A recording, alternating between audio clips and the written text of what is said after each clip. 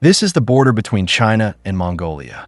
Looking around, it is a desolate no man's land, with no family to be seen in dozens of kilometers of land. But in such a remote place, China and Mongolia will build a super railway project of extraordinary significance. It starts from Ganqimaodu in China and then directly connects to Gashunsuhaitu city in Mongolia. On the surface, this is just the second cross-border railway between the two countries. But the real core is that it is related to a super coal mine of nearly 6 billion tons. In the future, once this railway is open to traffic, Mongolia's coal resources will be continuously transported to China, and it may even reshape the energy map of the entire Asia. But what many people don't know is that this China-Mongolia cross-border railway project was actually proposed as early as 21 years ago, but it has not been implemented until this year when the two sides announced its restart.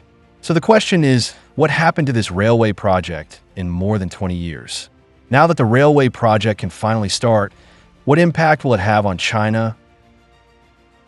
If you like our video content, please click to subscribe to my YouTube channel so that you can receive all our latest video content. Now, let's get into today's topic.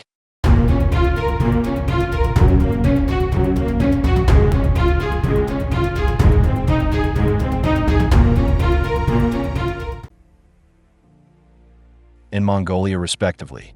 Southeast of the two superpowers, China and Russia, there is a small country with a low presence on the international stage, Mongolia. This country has a population of only 3.5 million, but its land area is 1.56 million square kilometers. Although Mongolia has a desolate terrain, it is one of the countries with the richest mineral resources in the world. According to public information, Mongolia's proven coal reserves exceed 200 billion tons, ranking among the top 10 in the world. Among so many coal mines, the most concerned is the Tavan-Tolgoi coal field in the South Gobi. The total reserves of this coal field reach an astonishing 6 billion tons, of which nearly half are high-quality coking coal. Coking coal is not ordinary coal. It is an indispensable core raw material for the steelmaking industry. The coking coal contained in Tavan-Tolgoi is not only low in sulfur, high in calorific value, but also has few impurities, making it extremely competitive in the international market. If it can be fully developed in the future, the annual production capacity of this coal mine will exceed 30 million tons, and the overall value potential will exceed $300 billion. But the difficulty lies in that Mongolia's railway transportation system is not well developed. The entire country currently has only two main railways, with a total length of only about 1,800 kilometers, and most of them cannot directly reach key mining areas. Take the Tavan-Tolgoi coal field as an example. This super coal mine produces tens of millions of tons of coal every year. But if you want to transport this coal to China, you can only rely on trucks to pull it all the way to the Ganqimaodu port on the Sino-Mongolian border, a total distance of about 240 kilometers. Although the journey is not very far, due to poor road conditions and backward infrastructure, this section of the road often takes more than 20 hours to deliver. Moreover, relying solely on truck transportation, the cost of each ton of coal is as high as $30 to $33. While if rail is used, the transportation cost could be controlled below $10. But from the mining area to the border, the 250 kilometers, road transportation of 1 ton of coal will cost more than $30, which almost consumes all the price advantages of coal.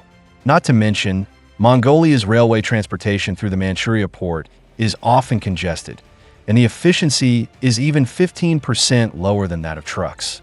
Under these conditions, Mongolia's coal mining industry has not been able to truly expand.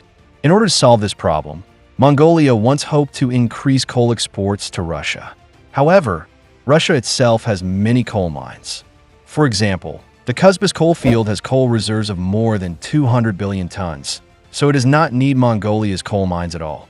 In addition, after the disintegration of the Soviet Union, Mongolia's dependence on Russia, including railway gauges, was affected. This historical dependence made it difficult for Mongolia to take the initiative in railway construction. But in another direction of Mongolia, There's another country with the largest coal consumption in the world, is China.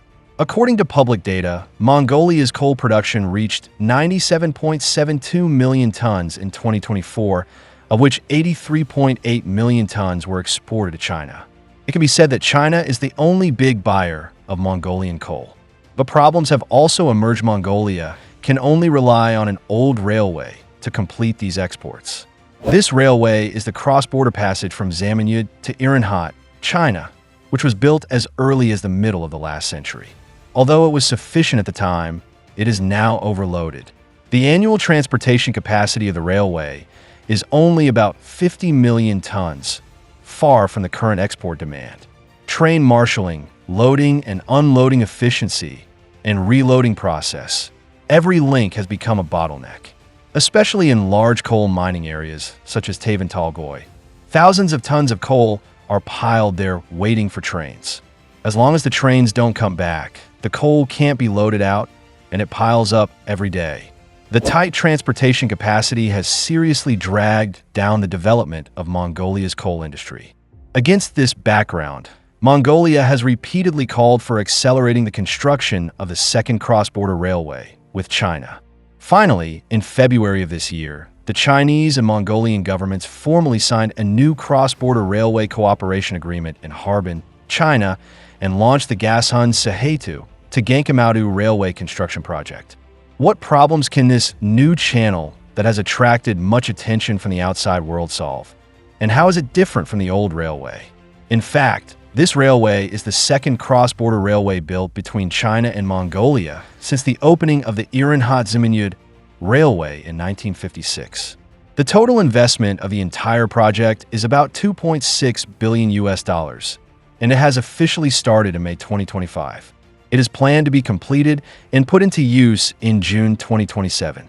In terms of investment allocation, Mongolia has undertaken about 60% of the initial construction investment, mainly responsible for line construction and land clearing in its own country, while China has invested about 40%, mainly responsible for providing border port upgrades, railway interface construction, and a complete set of operating systems and technical support. However, this cooperation encountered a major problem at the beginning. The existing railways in Mongolia use 1,520 millimeters wide gauges, while the Chinese railways use 1,435 millimeters standard gauges. The two track gauges are not compatible. In order to solve this technical problem, the two sides negotiated several times and finally reached a compromise solution, adopting a broad gauge plus standard gauge dual track parallel design. In other words, a main line will be built in each cross-border section, corresponding to the track gauge of the two countries. The entire cross-border connection section will be connected by a 6.08-kilometer-long bridge, with the Mongolian side using a wide gauge and the Chinese side using a standard gauge to achieve seamless connection. Although the Gashunsuhaitu cross-border railway is only 10 kilometers long, its strategic significance is not simple. It directly connects the resource core area of South Gobi Province, Mongolia and Ganqimaodu Port in Inner Mongolia, China, and is a real golden channel. Its starting point is the China-Mongolia coal field and surrounding mining areas, which are the most important and most promising in Mongolia. It is known as the starting point of the Black Gold Corridor and almost condenses the future of Mongolia's coal industry. Once this railway is completed and open to traffic, it will be a turning point for Mongolia. It is estimated that Mongolia's annual coal exports are expected to increase by 30 million tons, and export revenue is expected to increase by more than $1.5 billion with this new railway alone. More importantly, it can reduce the overall transportation cost by more than 40%, and the transportation cycle will be compressed from 3 or 4 days in the past to complete the entire transportation process within 48 hours. But as we said before, this new railway between China and Mongolia will be related to a super coal mine worth 6 billion tons. Why is this? As far as I know, the Oyu Tolgoi copper-gold mine is considered one of the most promising copper-gold projects in the 21st century.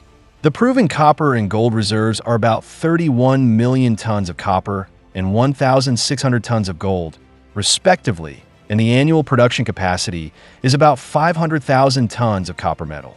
Therefore, once this new cross-border railway is open to traffic, these resources will be able to be continuously transported to China with an annual transportation capacity of more than 30 million tons, and will effectively reduce China's dependence on resource imports from the Middle East, Australia, and other regions. At the same time, compared with the sea transportation channel, this railway transportation mode can shorten the delivery cycle by 70% and save up to $20 to $25 per ton of resources. Secondly, as an important border trade node in northwest China, Ganqimaodu port has long had limited freight capacity. After the completion of the new railway, the annual customs clearance capacity of the port will be increased from the original 15 million tons to more than 40 million tons, and the annual import and export value of the port is expected to exceed $8 billion, nearly doubling the current value.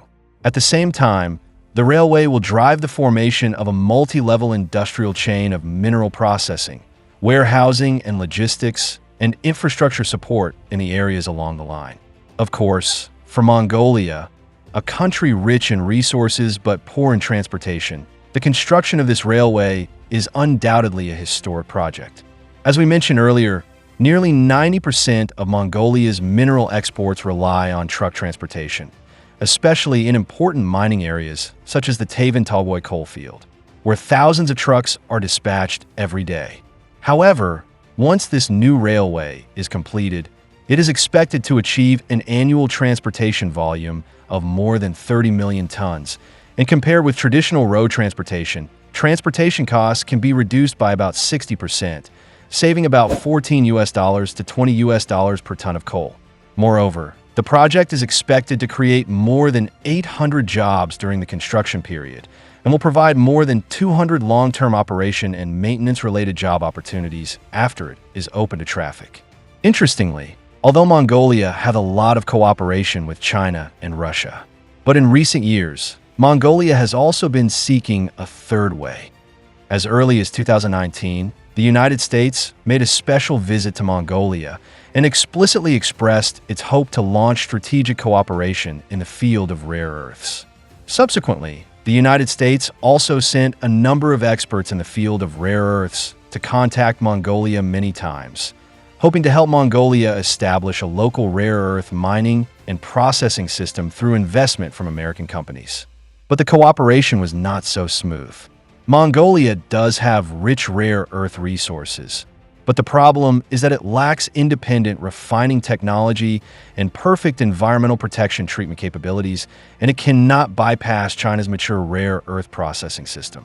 On the other hand, although the United States is verbally enthusiastic, it has never come up with any attractive conditions for cooperation. Until 2023, Mongolia formally signed the Open Skies Agreement with the United States and once again expressed its intention to increase cooperation in the field of rare earths. But a practical problem still lies ahead: the export channel. From a map, Mongolia is a typical landlocked country with no coastline and no direct connection to sea transportation for exports.